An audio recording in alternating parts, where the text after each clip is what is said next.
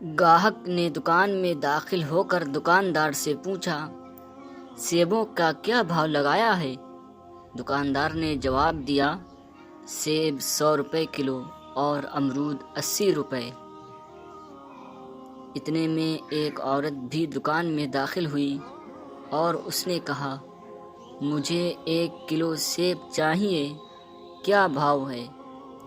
دکاندار نے کہا، امرود 20 روپے اور سیب 30۔ عورت نے الحمدللہ پڑھا۔ دکان میں پہلے سے موجود گاہک نے کھا جانے والی نظروں سے دکاندار کو دیکھا۔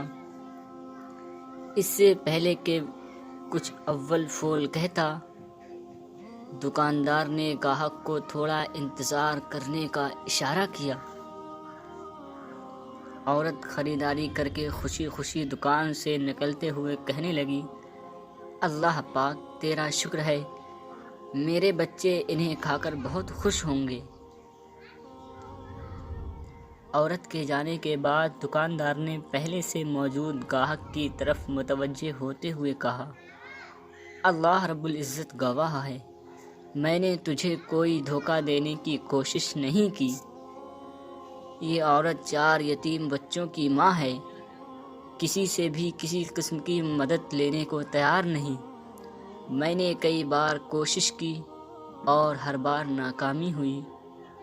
اب مجھے یہی طریقہ سوجھا ہے کہ جب یہ آئے تو کم سے کم دام لگا کر چیزیں دوں۔ میں چاہتا ہوں کہ اس کا بھرم قائم رہے اور اسے لگے وہ کسی کی محتاج نہیں۔ میں یہ تجارت اللہ کے ساتھ کرتا ہوں اور اسی کی رضا خوشنودی کا طالب ہوں۔ دکاندار کہنے لگا، یہ عورت ہفتے میں 1 بار آتی ہے اور اللہ رب العزت گواہ ہے، جس دن یہ آ جائے اس دن میری سیل بڑھ جاتی ہے۔ شاید اللہ تبارک و تعالیٰ کے خزانوں سے مجھے وہ بھی مل جاتا ہے جس کا میں حقدار نہیں۔ گاہک کی آنکھوں میں آنسو آ گئے۔